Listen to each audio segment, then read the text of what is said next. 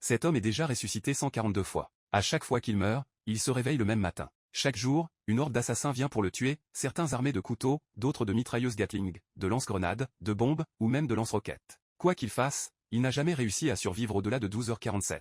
Sa vie est littéralement devenue un enfer. Lors de sa 145e résurrection, il trouve refuge dans un centre commercial souterrain. C'est là qu'il aperçoit son fils, par un hasard du destin. Cela faisait si longtemps qu'il ne l'avait pas vu, et son cœur se serre de culpabilité. Alors qu'il accompagne son fils hors du centre commercial, il remarque soudain qu'il est 12h50, son record de survie. Il réalise alors pourquoi aucun tueur n'est apparu pendant ce temps, le sous-sol n'avait pas de signal. Il comprend qu'il porte un traceur. À peine cette révélation lui vient-elle que les assassins surgissent. Son premier réflexe n'est pas de fuir, mais de se retourner pour prendre son fils dans ses bras. Hélas, trop tard. Les tueurs ouvrent le feu simultanément. Dans les yeux de son fils, il voit l'horreur et la douleur, mais étrangement, cet instant le remplit de bonheur. À sa 146e résurrection, il capture un assassin et l'interroge sur la méthode de traçage, mais celui-ci refuse de parler jusqu'à la mort. Il consulte alors un ami dans la sécurité qui lui apprend que le meilleur endroit pour implanter un traceur serait dans une dent. Il se souvient soudain de son récent rendez-vous chez le dentiste. Dans la salle de bain, il s'arrache les dents une par une, avalant de l'alcool entre chaque extraction, endurant une douleur atroce. Il finit par trouver la dent avec le traceur. Il l'utilise comme appât pour attirer les tueurs et les éliminer un par un.